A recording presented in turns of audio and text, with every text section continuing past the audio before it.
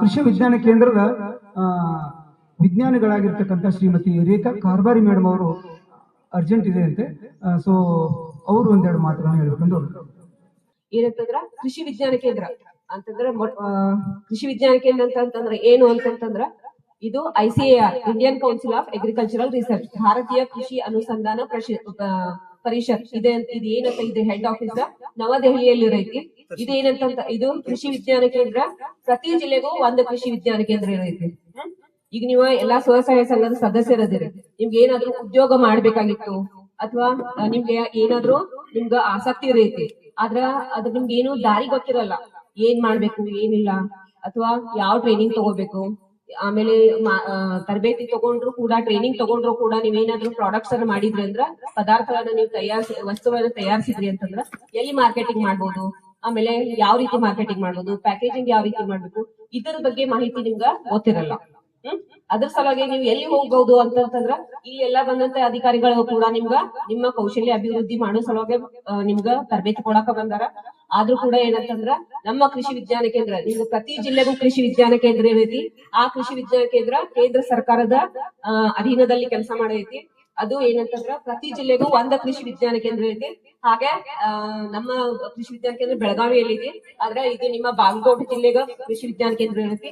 ಈ ಕೃಷಿ ವಿಜ್ಞಾನ ಕೇಂದ್ರ ಮುಖ್ಯ ಉದ್ದೇಶ ಏನಂತಂದ್ರ ಕೃಷಿಗೆ ಸಂಬಂಧಿಸಿದಂತ ತಂತ್ರಜ್ಞಾನಗಳನ್ನು ರೈತರಿಗೆ, ಈಗ ನೀವೆಲ್ಲ ಸ್ವಸಹಾಯ ಸಂಘದ ಮಹಿಳೆಯರದಿರಿ, ರೈತರು ಕೂಡ ಅದಿರಿ, ರೈತ ಮಹಿಳೆಯರು ಅದಿರೋದಿಲ್ರಿ, ಎಲ್ಲಾರು ರೈತ ಹೊಲದಲ್ಲಿ ಕೆಲಸ ಮಾಡ್ತೀರಿ. ಹೊಲದಲ್ಲಿ ಕೆಲಸ ಮಾಡ್ತೀರಿ, ಹೊಲದಲ್ಲಿ ಕೆಲಸ ಮಾಡ್ತೀರಿ ಅಂತಂದ್ರ ರೈತ ಮಹಿಳೆಯರು, ಆಮೇಲೆ ಸ್ವಸಹಾಯ ಸಂಘದ ಮಹಿಳೆಯರದಿರಿ. ಆಮೇಲೆ ನೀವೇನ್ ಮಾಡ್ತೀರ ಅಂತಂದ್ರ ನಮ್ಮ ಕೃಷಿ ವಿಜ್ಞಾನ ಕೇಂದ್ರ ಏನಂತಂದ್ರ ತಾಂತ್ರಿಕ ಅಂತಂದ್ರ ಕೃಷಿಗೆ ಸಂಬಂಧಿಸಿದಂತ ತಂತ್ರಜ್ಞಾನಗಳನ್ನು ರೈತರಿರ್ಬೋದು, ರೈತ ಮಹಿಳೆಯರಿರ್ಬೋದು, ಅಥವಾ ಸ್ವಸಹಾಯ ಸಂಘದ ಮಹಿಳೆಯರಿರ್ಬೋದು, ಇಲ್ಲ ಅಂತಂದ್ರ ಈಗ ಶಾಲೆ ಬಿಟ್ಟಂತ ಕಿಶೋರಿಯರಿರ್ಬೋದು, ಆಮೇಲೆ ಅಂಗನವಾಡಿ ಕಾರ್ಯಕರ್ತೆಯರಿರ್ಬೋದು, ಪ್ರಾಥಮಿಕ ಆರೋಗ್ಯ ಕೇಂದ್ರದಲ್ಲಿರ್ಬೋದು, ಎಲ್ಲರೂ ಏನಂತಂದ್ರೆ ಎಲ್ಲರಿಗೂ ಕೂಡ ಏನಂತಂದ್ರ ಕೃಷಿಗೆ ಸಂಬಂಧಿಸಿದಂತ ತಂತ್ರಜ್ಞಾನಗಳನ್ನು ನಾವು ಕೊಡ್ತೀವಿ. ಇದು ಪ್ರತಿ ಜಿಲ್ಲೆಗೂ ಒಂದಿರೈತಿ. ಆದ್ರ ಕೆಲವೊಂದು ಜಿಲ್ಲೆಗಳಲ್ಲಿ ಒಂದು ಕೃಷಿ ವಿಜ್ಞಾನ ಕೇಂದ್ರ ಇರೈತಿ, ಕೆಲವೊಂದು ಜಿಲ್ಲೆಗಳಲ್ಲಿ 2 ಕೃಷಿ ವಿಜ್ಞಾನ ಕೇಂದ್ರ ಇರೈತಿ. ಬಾಗಲಕೋಟೆ ಜಿಲ್ಲೆಯಲ್ಲಿ ಒಂದು ಕೃಷಿ ವಿಜ್ಞಾನ ಕೇಂದ್ರ ಐತಿ, ಅದು ಬಾಗಲಕೋಟೆಯಲ್ಲಿ ಐತಿ. ಆಮೇಲೆ ಇದು ಸುಮಾರು ಇಡೀ ದೇಶದಲ್ಲಿ ಸುಮಾರು 740 ಕೃಷಿ ವಿಜ್ಞಾನ ಕೇಂದ್ರಗಳದಾವ. ಆದ್ರ ಕೃಷಿ ವಿಜ್ಞಾನ ಕೇಂದ್ರಗಳು ಇರ್ತಾವ, ಪ್ರತಿ ಜಿಲ್ಲೆಗೂ ಒಂದಿರೈತಿ. ಆದ್ರ ವಿಜ್ಞಾನಿಗಳ ಸಂಖ್ಯೆ ಕಡಿಮೆ ಇರೈತಿ. ನೀವು ಒಂದು ಸಲ ಕೃಷಿ ವಿಜ್ಞಾನ ಕೇಂದ್ರಕ್ಕೆ ನೀವು ಭೇಟಿ ಕೊಟ್ರಿ ಅಂತಂದ್ರ ಅಲ್ಲಿ ಸುಮಾರು ಕೃಷಿಗೆ ಸಂಬಂಧಿಸಿದ ಏನೇನ್ ತಂತ್ರಜ್ಞಾನಗಳು ನಿಮ್ಗೆ ಸಿಗ್ಬೇಕಲ್ಲ, ಎಲ್ಲಾ ಸಂಬಂಧಿಸಿದಂತೆ ವಿಜ್ಞಾನಿಗಳು ಕೂಡ ನಿಮ್ಗ ಒಂದೇ ಆಫೀಸಲ್ಲಿ ನಿಮ್ಗ ಸಿಗ್ತಾರ ಕೇಂದ್ರದಲ್ಲಿ. ಅಂತಂದ್ರ ಯಾವ ವಿಜ್ಞಾನಿಗಳೇ ನಿಮ್ಗೆ ಸಿಗ್ತಾರ ಅಂತಂದ್ರ ಮೊಟ್ಟ ಮೊದಲಿಗೆ ನಿಮ್ಗ ಬೇಸಾಯ ಶಾಸ್ತ್ರಜ್ಞರು ಅಂತಂದ್ರ ಅಂತಂದ್ರ ಎಗ್ರಾನಮಿ ಸೈಂಟಿಸ್ಟ್ ಅಂತ. ಬೇಸಾಯ ಶಾಸ್ತ್ರಜ್ಞ ಕೃಷಿಗೆ ಸಂಬಂಧಿಸಿದಂತೆ ಕೃಷಿ ಬೆಳೆಗಳು ನಿಮ್ಗೆಲ್ಲ ಗೊತ್ತು. ನೀವೆಲ್ಲ ರೈತರದಿರಂತಂದ್ರ ಕೃಷಿ ಬೆಳೆಗಳು ಗೊತ್ತು, ಯಾವ ಇರ್ತಾವ ಈಗ ಅಂತಂದ್ರ ಜೋಳ ಇರ್ಬೋದು, ಗೋಧಿ ಇರ್ಬೋದು, ಅಥವಾ ಕಬ್ಬು ಇರ್ಬೋದು. ಮತ್ತೇನ್ ಬೆಳಿತೀರಿ ಇಲ್ಲಿ? ಗೊಂಜಾಳ, ಇವೆಲ್ಲ ಏನಂತಂದ್ರ ಇವು ಕೃಷಿ, ಇದು ತೊಗರಿ ಇರ್ಬೋದು, ಕಡಲೆ ಇರ್ಬೋದು, ಇವೆಲ್ಲ ಕೃಷಿ ಬೆಳೆಗಳು. ಈ ಕೃಷಿ ಬೆಳೆಗಳಿಗೆ ಸಂಬಂಧಿಸಿದಂತೆ ಮಾಹಿತಿಯನ್ನು ನೀಡ್ಲಿಕ್ಕೆ ಏನಂತಂದ್ರೆ ಒಬ್ರು ಅಂದ್ರ ಬೇಸಾಯ ಶಾಸ್ತ್ರಜ್ಞರು ನಿಮ್ಗ ಕೃಷಿ ವಿಜ್ಞಾನ ಕೇಂದ್ರದಲ್ಲಿ ಸಿಗ್ತಾರೆ. ಅದೇ ರೀತಿ ಏನಂತಂದ್ರ ಅವರೆಲ್ಲ ನಿಮ್ಗ ಕೃಷಿ ಬೆಳೆಗಳ ಬಗ್ಗೆ ಮಾಹಿತಿಯನ್ನು ಕೊಡ್ತಾರ. ಆಮೇಲೆ ಅದೇ ರೀತಿ ತೋಟಗಾರಿಕೆ ವಿಜ್ಞಾನಿಗಳು ತೋಟಗಾರಿಕೆ ಬೆಳೆಗಳು ಈಗ ನೀವೆಲ್ಲ ಬೆಳಿತೀರಿ. ಈಗ ಕೃಷಿ ಬೆಳೆಗಳಾಯ್ತು, ಅದೇ ರೀತಿ ತೋಟಗಾರಿಕೆ ಬೆಳೆಗಳಂತಂದ್ರೆ ಯಾವ ಬರ್ತಾವ? ಎಲ್ಲಾ ಹಣ್ಣುಗಳು ತೋಟಗಾರಿಕೆ ಬೆಳೆಗಳಲ್ಲಿ ಬರುತ್ತೆ. ತರಕಾರಿಗಳು, ಆಮೇಲೆ ಆಮೇಲೆ ಹೂವುಗಳು, ಆಮೇಲೆ ಔಷಧಿ ಸಸ್ಯಗಳು, ಇವೆಲ್ಲವೂ ಏನಂತಂದ್ರ ತೋಟಗಾರಿಕೆ ಬೆಳೆಗಳಲ್ಲಿ ಬರುತ್ತೆ. ಈ ಎಲ್ಲಾ ತೋಟಗಾರಿಕೆ ಬೆಳೆಗಳ ಬಗ್ಗೆ ಮಾಹಿತಿಯನ್ನು ಕೊಡ್ಲಿಕ್ಕೆ ಒಬ್ರು ತೋಟಗಾರಿಕೆ ವಿಜ್ಞಾನಿಗಳಿರ್ತಾರ. ಆಮೇಲೆ ನೆಕ್ಸ್ಟ್ ಏನಂತಂದ್ರ ಕೀಟಶಾಸ್ತ್ರಜ್ಞರು ಅಂತಂದ್ರೆ ನೀವು ಕೃಷಿ ಬೆಳೆಗಳಿರ್ಬೋದು ಅಥವಾ ತೋಟಗಾರಿಕೆ ಬೆಳೆಗಳಿರ್ಬೋದು, ಈ 2 ಬೆಳೆಗಳಿಗೆ ಯಾವ್ದಾದ್ರು ಕೀಟಗಳಾಯ್ತು, ರೋಗಗಳಾಯ್ತು, ಅಥವಾ ಯಾವ್ದಾದ್ರು ಹಾನಿ ಆಯ್ತು ಅಂತಂದ್ರ ಅದ್ರ ಬಗ್ಗೆ ಅಂತಂದ್ರ ಎಷ್ಟು ಔಷಧಿನ ಸಿಂಪಡಣೆ ಮಾಡ್ಬೇಕು, ಯಾವ ರೋಗವನ್ನು ಯಾವ ಟೈಮ್ ಅಲ್ಲಿ ಅದನ್ನ ಹತೋಟಿಯಲ್ಲಿ ಇಡ್ಬೇಕು ಅಂತ ಹೇಳಲಿಕ್ಕೆ ಒಬ್ರು ಕೀಟಶಾಸ್ತ್ರಜ್ಞರು ಕೂಡ ಒಬ್ರು ಕೃಷಿ ವಿಜ್ಞಾನ ಕೇಂದ್ರದಲ್ಲಿ ಇರ್ತಾರ. ಅದೇ ರೀತಿ ಎಲ್ಲಾ ಕೃಷಿ ಕುಟುಂಬಗಳಲ್ಲಿ ಒಂದು ಏನು ಎಮ್ಮೆ ಅಥವಾ ಆಕಳು ಅಥವಾ ಏನಂತಂದ್ರ ಕೋಳಿ ಸಾಕಾಣಿಕೆ ಮಾಡ್ತಿರ್ತಾರ, ಆಮೇಲೆ ಆಡು ಸಾಕಾಣಿಕೆ ಮಾಡ್ತಿರ್ತಾರ. ಅದನ್ನ ಹೇಳಲಿಕ್ಕೆ ಕೂಡ ಒಬ್ರು ನಮ್ಮ ಪಶು ವೈದ್ಯರು, ಕೃಷಿ ವಿಜ್ಞಾನ ಕೇಂದ್ರ ಕಂಪಲ್ಸರಿ ಪಶು ವೈದ್ಯರು ಕೂಡ ಇರ್ತಾರ. ಅಂತಂದ್ರೆ ಕೃಷಿ ಕುಟುಂಬಗಳಲ್ಲಿ ಹೈನುಗಾರಿಕೆ ಮಾಡೋದು ಸಾಮಾನ್ಯವಾಗಿ ಕಾಮನ್ ಅದು. ಅದ್ರ ಸಲುವಾಗಿ ಅದು ಹೇಳಲಿಕ್ಕೆ ಒಬ್ರು ಪಶು ವೈದ್ಯರು ಇರ್ತಾರ. ಆಮೇಲೆ ಅವ್ರು ಏನ್ ಹೇಳ್ತಾರ ಅಂತಂದ್ರೆ ಕೋಳಿ ಸಾಕಾಣಿಕೆ ಮಾಡೋದು, ಆಮೇಲೆ ಹೈನುಗಾರಿಕೆ ಮಾಡೋದು, ಆಡು ಸಾಕಾಣಿಕೆ ಇರ್ಬೋದು, ಮೊಲ ಸಾಕಾಣಿಕೆ ಇರ್ಬೋದು, ಕುರಿ ಸಾಕಾಣಿಕೆ ಇರ್ಬೋದು, ಇವೆಲ್ಲವೂ ಹೇಳಲಿಕ್ಕೆ ಒಬ್ರು ಪಶು ವೈದ್ಯರು. ಆಮೇಲೆ ನೆಕ್ಸ್ಟ್ ಏನಂತಂದ್ರ ಕೃಷಿ ಎಲ್ಲಾ ಕೃಷಿ ಕುಟುಂಬದಲ್ಲಿ ಕೃಷಿ ಹೊಂಡಗಳು ಇರ್ತಾವ. ಆ ಕೃಷಿ ಹೊಂಡಗಳನ್ನ ನಿರ್ಮಾಣ ಮಾಡೋದು, ಅದರ ಜೊತೆಗೆ ಆ ಕೃಷಿ ಹೊಂಡಗಳಲ್ಲಿ ಸಣ್ಣ ಪ್ರಮಾಣದಲ್ಲಿ ಮೀನು ಸಾಕಾಣಿಕೆ ಮಾಡೋದು, ಮೀನು ಸಾಕಾಣಿಕೆ ಮಾಡಿ ಕೂಡ ಏನಂತಂದ್ರ ಉದ್ಯೋಗವನ್ನು ಮಾಡ್ಲಿಕ್ಕೆ ಒಬ್ರ ಮೀನುಗಾರಿಕೆ ವಿಜ್ಞಾನಿಗಳಿರ್ತಾರ.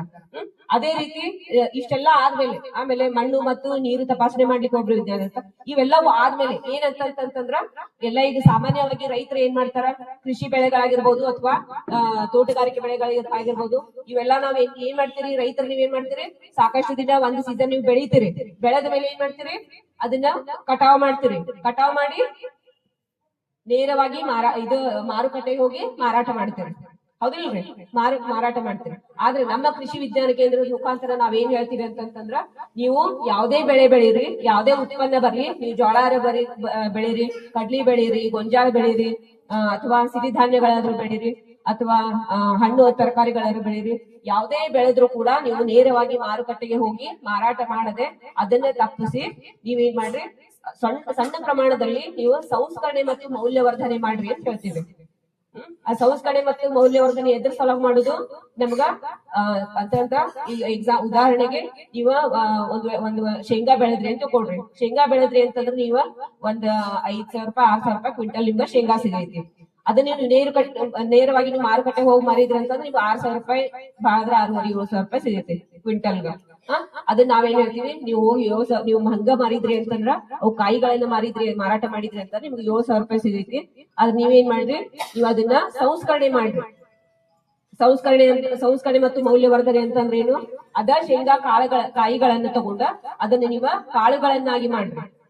ಕಾಳುಗಳನ್ನಾಗಿದ್ದ ನೀವು ಅದನ್ನ ಹುರಿದ ಮಸಾಲಾ ಮಾಡ್ರಿ, ಹುರಿದಿದ್ದ ಶೇಂಗಾ ಮಾಡ್ರಿ. ಅದನ್ನ ನೀವು ಚಕ್ಕಿ ಮಾಡ್ರಿ, ಲಡ್ಡು ಮಾಡ್ರಿ, ಹೋಳಿಗೆ ಮಾಡ್ರಿ.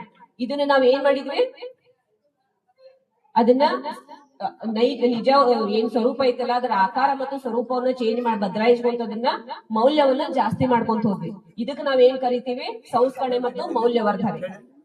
ಇದೇ ಸಂಸ್ಕರಣೆ ಮೌಲ್ಯವರ್ಧನೆ ನಾವ್ ಏನಂತಂದ್ರ, ಇದು ಪ್ರತಿ ಬೆಳೆಯಲ್ಲಿಯೂ ನೀವೇನ್ ಬೆಳಿತೀರಲ್ಲ, ಈಗ ನೀವ ಮಾವಿನಕಾಯಿ ಬೆಳೆದ್ರಿ ಅಂತಂದ್ರ ಆ ಮಾವಿನಕಾಯಿಯಿಂದ ಕೂಡ ನೀವೇನ್ ಮಾಡ್ತೀರಿ, ನೀವು ಸಾಮಾನ್ಯವಾಗಿ ಮನೆಯಲ್ಲಿ ಎಲ್ಲಾರು ಮಾಡ್ತೀರಿ ನೀವು ಕೆಲಸ, ಹೌದಿಲ್ರಿ? ಎಲ್ಲಾ ಉತ್ಪನ್ನಗಳನ್ನ ನೀವು ಉಪ್ಪಿನಕಾಯಿ ಮಾಡ್ತೀರಿ, ಹಪ್ಪಳ ಮಾಡ್ತೀರಿ, ಅಥವಾ ಖಾರ ಪುಡಿ ಮಾಡ್ತೀರಿ, ಮಸಾಲಾ ಪುಡಿ ತಯಾರಿಕೆ ಮಾಡ್ತೀರಿ, ಶಾವಿಗೆ ಮಾಡ್ತೀರಿ, ಇವೆಲ್ಲವೂ ಮಾಡ್ತೀರಿ. ಆದ್ರೆ ಏನಂತಂದ್ರ ನಾವ್ ಅದನ್ನ ಆದಾಯ ಬರುವಂಗ ಅಂತಂದ್ರ ಅದರಿಂದ ಸರಿಯಾಗಿ ಪ್ಲಾನ್ ಮಾಡಿ ಅದನ್ನ ಆದಾಯ ಬರುವಂಗ ಒಂದ್ ಸ್ವಲ್ಪ ಪ್ರಾಫಿಟ್ ಆಗುವಂಗ ನಾವ್ ಮಾಡ್ಕೊಂಡ್ವಿ ಅಂತಂದ್ರ ಅದಕ್ಕ ನಾವ್ ಏನ್ ಕರಿತೀವಿ, ಉದ್ಯಮಶೀಲತೆ ಅಂತ ಕರಿತೀವಿ. ಅದನ್ನ ಸ್ವಲ್ಪ ಪ್ಲಾನಿಂಗ್ ಮಾಡುದು, ಆಮೇಲೆ ಅದರದಿಂದ ನಾವ ಲಾಭವನ್ನ ತೆಗೆದುಕೊಳ್ಳೋದು, ಇದಕ್ಕ ನಾವೇನಂತೀವಿ ಉದ್ಯಮಶೀಲತೆ. ಇದ ನಾವೇನ್ ಹೇಳ್ತೀವಿ ಕೃಷಿ ವಿಜ್ಞಾನ ಕೇಂದ್ರ ಮುಖಾಂತರ. ನೀವ ಹಂಗ ಡೈರೆಕ್ಟ್ ಮಾರಾಟ ಮಾಡಿದ್ರ ಅಂದ್ರೆ ನಿಮ್ಗ ಆದಾಯ ಕಡಿಮೆ ಬರೈತಿ. ಅದ್ರ ಸಲುವಾಗಿ ನೀವ ಸಂಸ್ಕರಣೆ ಮತ್ತು ಮೌಲ್ಯವರ್ಧನೆ ಮಾಡ್ರಿ ಅಂತ ಹೇಳ್ತೀವಿ. ಇದು ಸಂಸ್ಕರಣೆ ಮೌಲ್ಯವರ್ಧನೆ ಎಲ್ಲದರಲ್ಲೂ ಬಂತು. ಇದು ನೀವ ತರಕಾರಿಗಳಲ್ಲಿ ಬಂತು. ಈಗ ಒಂದ್ ವೇಳೆ ನೀವು ಹಣ್ಣುಗಳು ಜಾಸ್ತಿ ಬೆಳೆದ್ರಿ ಅಂತಂದ್ರ ಅದರಿಂದ ಜಾಮ್, ಜೆಲ್ಲಿ, ಕೆಚಪ್, ಉಪ್ಪಿನಕಾಯಿ, ಕ್ಯಾಂಡಿ ಇವೆಲ್ಲವೂ ಕೂಡ ನೀವು ಮಾಡ್ಕೋಬಹುದು. ಅದೇ ಈಗ ಬಾಳೆಹಣ್ಣು ಬೆಳೆದ್ರಿ ಅಂತಂದ್ರೆ ಬಾಳೆಹಣ್ಣು ನೀವು ಹಂಗ ನೀವು ತಗೊಂಡ್ರಿ ಅಂತಂದ್ರೆ 40-50 ರೂಪಾಯಿ ಡಜನ್ ಸಿಗೈತಿ. ಅದ ನೀವು ಅದರಿಂದ ಚಿಪ್ಸ್ ಮಾಡಿದ್ರಿ ಅಂತಂದ್ರ 400 ರೂಪಾಯಿ ಕೆಜಿ ಚಿಪ್ಸ್ ಸಿಗೈತಿ, ಹೌದಿಲ್ರಿ? ಈಗ ಉಪ್ಪಿನಕಾಯಿ ಇತ್ತಂತಂದ್ರ ಅದರಿಂದ ಕೂಡ ರೊಟ್ಟಿ ಈಗ ನೀವು ಅದೇ ಜೋಳ ಮಾರಿದ್ರಿ ಅಂತಂದ್ರ 60-70 ರೂಪಾಯಿ ನಿಮ್ಗೆ ಕೆಜಿ ಸಿಗೈತಿ. ಅದ ರೊಟ್ಟಿ ಮಾಡಿ ಮಾರಿದ್ರಿ ಅಂದ್ರೆ 1 ಕೆಜಿ 30-40 ರೊಟ್ಟಿ ಆಗ್ತಾವ. ಅದ ನಿಮ್ಗೆ ಎಷ್ಟು ದುಡ್ಡು ಬರೈತಿ, 4-5 ರೂಪಾಯಿ ರೊಟ್ಟಿ, ಹೌದಿಲ್ರಿ? ಈ ರೀತಿ ನೀವು ಸಣ್ಣ ಪ್ರಮಾಣದಲ್ಲಿ ಯಾವುದೇ ಉತ್ಪನ್ನ ಬೆಳೀರಿ ಅದನ್ನ ಸಂಸ್ಕರಣೆ ಮತ್ತು ಮೌಲ್ಯವರ್ಧನೆ ಮಾಡ್ರಿ. ಅದನ್ನ ನಾವು ಏನ್ ಮಾಡ್ತೀವಿ ಅಂತ ಕೃಷಿ ವಿಜ್ಞಾನ ಕೇಂದ್ರ ಇದು ಮೊದಲನೇದು, ಸಂಸ್ಕರಣೆ ಮತ್ತು ಮೌಲ್ಯವರ್ಧನೆ. ನೀವು ಯಾವುದೇ ಬೆಳೆದ್ರು ಕೂಡ ಸಂಸ್ಕರಣೆ ಮತ್ತು ಮೌಲ್ಯವರ್ಧನೆ ಮಾಡಿದ್ರ ನಿಮ್ಗೊಂದ್ ಸ್ವಲ್ಪ ದುಡ್ಡು ನೀವು ಗಳಿಸಬಹುದು. ಈ ರೀತಿ ನಾವು ಕೃಷಿ ವಿಜ್ಞಾನ ಕೇಂದ್ರ ಮುಖಾಂತರ ತರಬೇತಿಗಳನ್ನು ಕೊಡ್ತೀವಿ. ತರಬೇತಿಗಳನ್ನು ಕೊಟ್ಟು ನಾವ್ ಏನ್ ಮಾಡ್ತೀವಿ ಅಂತಂದ್ರ ಆ ತರಬೇತಿಗಳನ್ನು ಉಚಿತವಾಗಿ ಕೊಡ್ತೀವಿ. ಅದರಲ್ಲೂ ಕೂಡ ಎರಡು ರೀತಿಯಲ್ಲಿ ತರಬೇತಿ ರೀತಿ, ಒಂದು ಒಳ ಆವರಣ ತರಬೇತಿ ಮತ್ತು ಒಂದು ಹೊರ ಆವರಣ ತರಬೇತಿ ಅಂತ. ಹೊರ ಆವರಣ ಅಂತಂದ್ರೆ ಈಗ ನೀವ್ ಹೆಂಗ್ ಕರ್ದಿರಿ, ನಾವು ಇಲ್ಲೇ ಬಂದ್ ನಿಮ್ಗೆ ತರಬೇತಿ ಕೊಡ್ತೀವಿ, ಒಂದು 15-20 ಜನ ಕೂಡಿದ್ರಿ ಅಂತಂದ್ರ ನಾವು ಬಂದು ನಿಮ್ಗೆ ಫ್ರೀ ಆಫ್ ಕಾಸ್ಟ್ ತರಬೇತಿ ಕೊಡ್ತೀವಿ. ಅದನ್ನ ನೀವು ಮುಂದುವರ್ಸ್ಕೊಂಡು ಹೋಗ್ಬೋದು. ಇಲ್ಲ ಅಂತಂತಂದ್ರ ಇಲ್ಲ ನಾವು ನಿಮ್ಮ ಕೃಷಿ ವಿಜ್ಞಾನ ಕೇಂದ್ರಕ್ಕೆ ಬರ್ತೀವಿ ಅಂತಂದ್ರ ನೀವ್ ಅಲ್ಲಿಯೂ ಕೂಡ ಬಂದು ನೀವು ತರಬೇತಿಗಳನ್ನ ತಗೋಬಹುದು.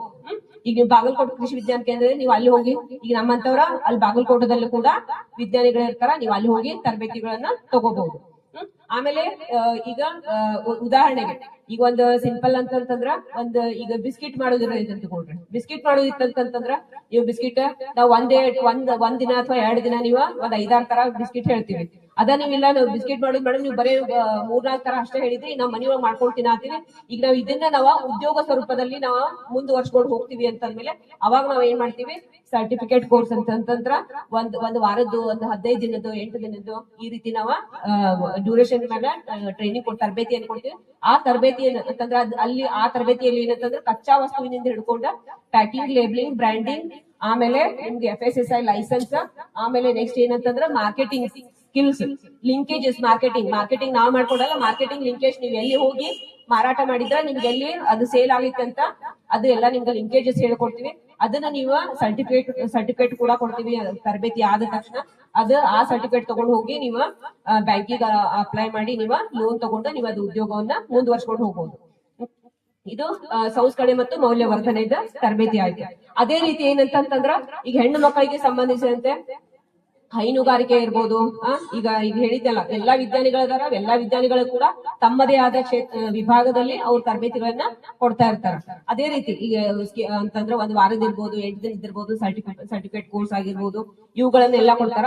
ಆಮೇಲೆ ಅದ್ರ ಜೊತೆಗೆ ಹೆಣ್ಣು ಮಕ್ಕಳಿಗೆ ಸಂಬಂಧಿಸಿದಂತಂದ್ರ ಇದು ಸಂಸ್ಕರಣೆ ಮತ್ತು ಮೌಲ್ಯವರ್ಧನೆ ಆಯ್ತು. ನೆಕ್ಸ್ಟ್ ಈಗ ಮೇಡಮ್ ಹೇಳಿದ್ರು ಟೇಲರಿಂಗ್ ಇರ್ಬೋದು, ಆರಿ ವರ್ಕ್ ಇರ್ಬೋದು, ಬ್ಯೂಟಿಷಿಯನ್ ಇರ್ಬೋದು, ಆಮೇಲೆ ನೆಕ್ಸ್ಟ್ ಇವೆಲ್ಲವೂ ಕೂಡ ನಾವೇನಂತಂದ್ರ ತರಬೇತಿಗಳನ್ನ ಕೊಡ್ತೀವಿ. ಅದು ನೀವು 1 ತಿಂಗಳದಿರ್ಬೋದು, 6 ತಿಂಗಳ ತನಕ ಕೂಡ ನೀವು ತರಬೇತಿಗಳನ್ನ ಫ್ರೀ ಆಫ್ ಕಾಸ್ಟ್ ತಗೊಂಡೋಗ್ಬೋದು ಈ ಎಲ್ಲಾ ಇಲಾಖೆಗಳಿಗೂ ಕೂಡ. ಆಮೇಲೆ ಮತ್ತೆ ನಿಮ್ಗೆ ಏನಂತಂದ್ರ ಆಹಾರ ಸಂಸ್ಕರಣೆಯಲ್ಲಿ ಸಾಕಷ್ಟು ನಿಮ್ಗ ಸ್ಕೀಮ್ಸ್ ಅದಾವ. PMFME ಐತಿ, ಮುದ್ರಾ ಯೋಜನೆ ಐತಿ. ಇವೆಲ್ಲವೂ ಕೂಡ ಸ್ಕೀಮ್ಸ್ ಗಳ ಏನಂತಂದ್ರೆ ನಿಮ್ಗ ಬಿಸ್ನೆಸ್ ಮಾಡ್ತೀರಿ ಅಂತಂತಂದ್ರೆ ನಿಮ್ಗ ಲೋನ್ ಗಳನ್ನ ಕೊಡೈತಿ. ಲೋನ್ಗಳನ್ನು ಫ್ರೀ ಅಂದ್ರ ಸ್ಯಾಂಕ್ಷನ್ ಮಾಡ್ಕೊಡ್ತಾರ ಅಂತಂದ್ರೆ ನಮ್ ಸರ್ಟಿಫಿಕೇಟ್ ಇತ್ತಂತಂದ್ರ ನಿಮಗೆ ಈಸಿಲಿ ಲೋನ್ ಸ್ಯಾಂಕ್ಷನ್ ಆಗೈತಿ. ಆ ಲೋನ್ ನೀವು ಅಪ್ಲೈ ಮಾಡಿ ನೀವು ಇದು ತಗೊಂಡ್ರಿ ಅಂತಂದ್ರ ಸಾಕಷ್ಟು ಆಹಾರ ಸಂಸ್ಕರಣೆಯಲ್ಲಿ ಅಂತಂದ್ರು ಸಾಕಷ್ಟು ಅದಾವ. ಪನೀರ್ ಮಾಡೋದಿರ್ಬೋದು, ಅಥವಾ ಬಿಸ್ಕಿಟ್ ಮಾಡೋದಿರ್ಬೋದು, ಶಾವ್ಗಿದಿರ್ಬೋದು, ಏನಿಲ್ದ ಒಂದು 40 ಇದ್ದಿರ್ಬೋದು ಸರ್.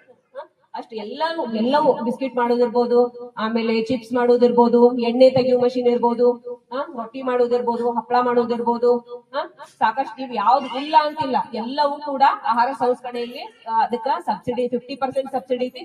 ಅದ್ರ ಬಗ್ಗೆ ಕೂಡ ಸರ್ ಹೇಳ್ತಾರೆ ನಿಮ್ಗೆ ಡೀಟೇಲ್ ಆಗಿ. ಇಷ್ಟು ಮಾಹಿತಿಯನ್ನ ನಾನು ಕೊಡ್ತೀನಿ. ಆಮೇಲೆ ಕೃಷಿ ವಿಜ್ಞಾನ ಕೇಂದ್ರ ಎಲ್ಲಾ ಜಿಲ್ಲೆಗೂ ಐತಿ. ಆದ್ರ ನಿಮ್ಮ ಬಾಗಲಕೋಟೆ ಜಿಲ್ಲೆಗ ನೀವು ಬೇಕಾದ್ರ ಸರ್ ರಿಕ್ವೆಸ್ಟ್ ಮಾಡಿದ್ರೆ ಅದ್ರ ಸಲ ನಾವ್ ಇಲ್ಲಿ ಬಂದಿವಿ. ಬೆಳಗಾವಿ ನಮ್ದು ಆಕ್ಚುಲಿ, ಆದ್ರೂ ಕೂಡ ಇಲ್ಲಿ ಬಂದಿವಿ. ನಿಮ್ಗೆ ಬೇಕಾಗಿತ್ತಂತಂದ್ರ ನಾವು ನೀವು ಮುಂದಿನ ದಿನಗಳಲ್ಲಿ ತರಬೇತಿಗಳನ್ನು ಕೂಡ ಪ್ರಾತ್ಯಕ್ಷಿಕ ತರಬೇತಿಗಳನ್ನು ಕೂಡ ನಾವು ಕೊಡ್ತೀವಿ. ಈಗ ಸಿರಿಧಾನ್ಯಗಳು ಬೆಳೀತೀರಿ, ಸಿರಿಧಾನ್ಯಗಳು ನಿಮ್ಗೆ ಗೊತ್ತ್ರಿ? ಸಿರಿಧಾನ್ಯಗಳು ಯಾವ್ರಿ?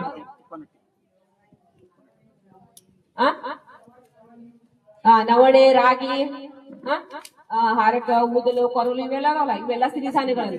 ಇವುಗಳಿಂದ ಕೂಡ ನೀವು ಪದಾರ್ಥಗಳನ್ನು ತಯಾರಿಸಬೇಕು. ಇದು ತಯಾರಿಸಬಹುದು ಅಂತಂದ್ರೆ ನಿಮಗೆ ಸಾಮಾನ್ಯವಾಗಿ ರಾಗಿ ಅಂಬ್ಲಿ, ರಾಗಿ ರೊಟ್ಟಿ, ಮತ್ತೆ ಏನ್ ಗೊತ್ತೈತ್ರಿ, ರಾಗಿ ಹಪ್ಪಳ ಒಂದಿಷ್ಟ ಗೊತ್ತಿರೈತಿ. ಆದ್ರೆ ಇದರಿಂದ ಸುಮಾರು 200 ಪದಾರ್ಥಗಳನ್ನು ತಯಾರಿಸಬಹುದು.